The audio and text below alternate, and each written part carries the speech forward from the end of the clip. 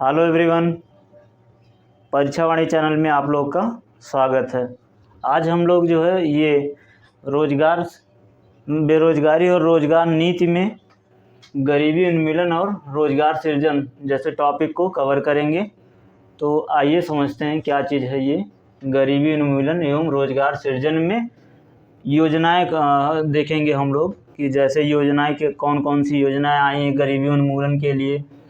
तो सबसे पहले हम लोग देखते हैं मनरेगा, महात्मा गांधी राष्ट्रीय ग्रामीण रोजगार योजना। तो देखते हैं सबसे पहले इसकी स्थापना कब हुई थी।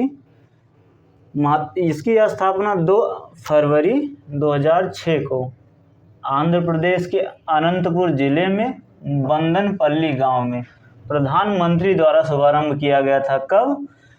2 फरवरी 2006 आंध्र प्रदेश के अनंतपुर जिला बंदनपल्ली गांव कौन प्रधानमंत्री द्वारा शुभारंभ किया गया था। तो इस प्रकार जो है हम लोग इसको देखेंगे। और उसके बाद फिर देखते हैं कब? 2 अक्टूबर 2009 को नरेगा से, मतलब इसके पहले ये 2 अक्टूबर 2009 के पहले ये जो मनरेगा है ये नरेगा था। तो उसके बाद जो है कब हो गया, मनरेगा में बदला गया। 2 अक्टूबर 2009 से ये मनरेगा बनाया गया। फिर उसके बाद हम लोग समझते हैं इसके उद्देश्य क्या समझ लीजिए। एक तरह से ये इसके इम्पोर्टेंस पॉइंट हैं, मतलब ये मनरेगा में क्या क्या इम्पोर्टेंस है जो है परीक्षा की दृष्टि से, ये मैंने पॉइंट नोट डाउन किया है। ये पूरा जो है ये एक तरह से नोट्स के ही पॉइंट ऑफ व्यू से लिखा गया है और जो है इसे आप लोग नोट डाउन करते हुए चलिएगा, क्योंकि फिर आराम से एक बार आप जब देखेंगे अपने नोट्स को तो आराम से चीज़ें समझ आ जाएंगी। तो देखिए इसके उद्देश्य क्या क्या हैं। सबसे पहले तो उद्देश्य में समझ लीजिए 100 दिन का रोजगार प्रदान करना। ये मतलब जिस व्यक्ति को ग्रामीण क्षेत्र का व्यक्ति इच्छुक है अगर रोजगार प्राप्त करने में, तो 100 दिन का उसे रोजगार जो है 100 दिनों का रोजगार प्रदान किया जाता है। यदि 100 दिनों का रोजगार मतलब 100 दिनों का रोजगार प्रदान किया और यदि रोजगार नहीं मिल पाता तो उसे क्या मजदूरी भत्ता दिया जाता है। जैसे रोजगार उस टाइम नहीं है और उस व्यक्ति को रोजगार चाहिए तो उसे क्या रोजगार ना मिलने की वजह से मजदूरी भत्ता दिया जाता है। और क्या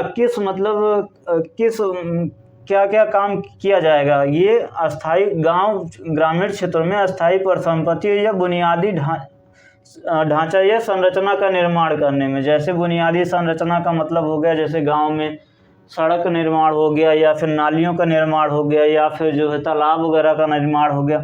तो इस प्रकार से जितने निर्माण वगैरह होंगे वो जो है इन श्रमिकों के माध्यम से होना चाहिए। मतलब जो मनरेगा के अंतर्गत जो रजिस्टर्ड श्रमिक हैं उनके माध्यम से क्या कार्य किया जाएगा, अस्थायी परिसंपत्ति या बुनियादी ढांचा का निर्माण किया जाएगा।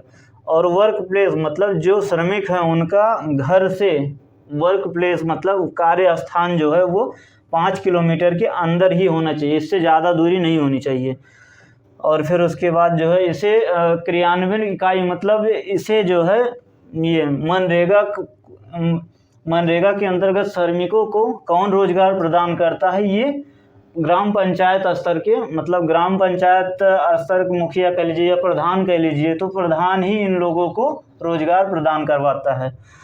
और फिर इसके बाद हम लोग देखते हैं काम के इच्छुक व्यक्ति को 15 दिनों के भीतर काम सुनिश्चित कराना। ये इसके अंतर्गत जो है काम के जो इच्छुक व्यक्ति हैं उन्हें 15 दिनों के भीतर ही मतलब उनकी अर्जी को देखा जाता है और उसके बाद 15 दिन के अंदर ही उनको काम सुनिश्चित किया जाता है। यदि काम नहीं मिल पाता तो मैंने ऊपर ही बताया मजदूरी भत्ता प्रदान किया जाता है।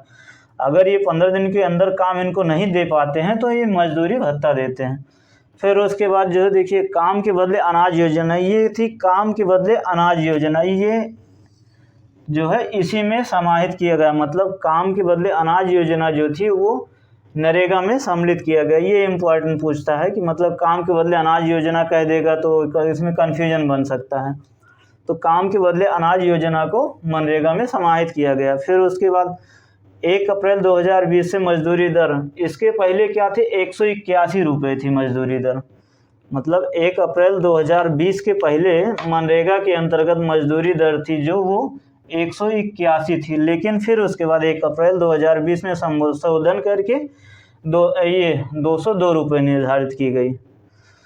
और फिर उसके बाद क्या है, ये सब 20-21 के डेटा हैं, तो ये लेटेस्ट डेटा हैं, इस वजह से मैं इसको बता रहा हूँ। ये 2000 फिर 20-21 में कितने 708 जिलों में यह योजना पहुँचाया गया था। कितने 708 जिलों में ये योजना पहुँचाया गया था। उस टाइम जो ये थे तो 403 जिलों तक ही पहुँच बना, मतलब सबसे पहली बार ये 403 जिलों तक ही पहुँच बना पाए थे, लेकिन ये 20-21 में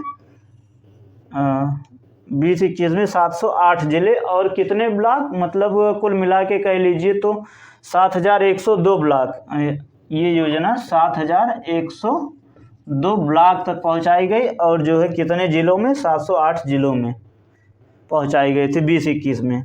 और फिर उसके बाद जो है इसमें केंद्र और राज्य सरकार की, मतलब इसके जो व्यय होते हैं इस योजना के अंतर्गत जो खर्चे होते हैं, या कह लीजिए मजदूरी के खर्चे हो गए या फिर काम कराने के लिए कितने जो खर्चे वगैरह आते हैं, उसमें 90 और 10 का अनुपात रखा जाता है। मतलब 90% केंद्र सरकार वहन करेगी और 10% राज्य सरकार वहन करेगी। पूरे टोटल खर्चों का इन दोनों में डिवाइड किया गया है 90 और 10 के अनुपात में। फिर उसके बाद देखिए ये महिलाओं की भागीदारी 53.8% है। इसमें ये 20-21 का डेटा है। 20-21 में मनरेगा के अंतर्गत महिलाओं की भागीदारी कितना है 53.8%। और इसमें वैधानिक आवश्यकता भी रखी गई, ये मतलब ये लीगल रूप से होना ही चाहिए। 33% महिलाओं को रोजगार इसके अंतर्गत मिलना ही मिलना है। और जो है ये इसी प्रकार जो है इसमें महिलाओं का हो गया है, अनुसूचित जातियों का हो गया, अनुसूचित जनजातियों का हो गया, तो मतलब सबका परसेंटेज डिवाइड है कि इतने परसेंटेज ये होने ही चाहिए जो है। और महिलाओं की भागीदारी कितनी है 53.08%।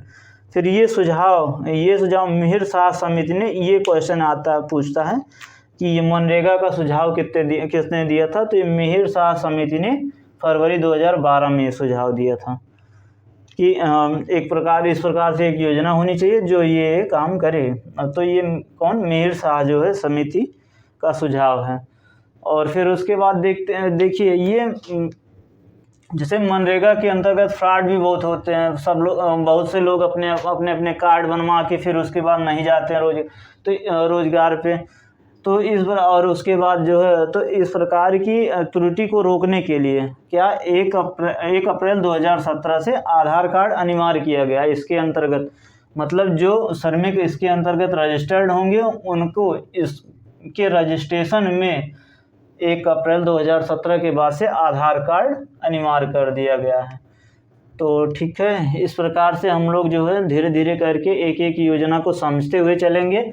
योजनाओं की लिस्ट काफ़ी लंबी है, इसका हम आपको PDF भी देंगे जिसमें केवल जो है ये स्थापना और उसके उद्देश्य 2-2, 3-3 पॉइंट नोट डाउन किए हुए रहेंगे। वो समझने में ज़्यादा आसानी होगी, लेकिन वो PDF ही मिल पाएगा। PDF फॉर्म में हम लोग अपलोड करेंगे, आप लोग उसको देख लीजिएगा।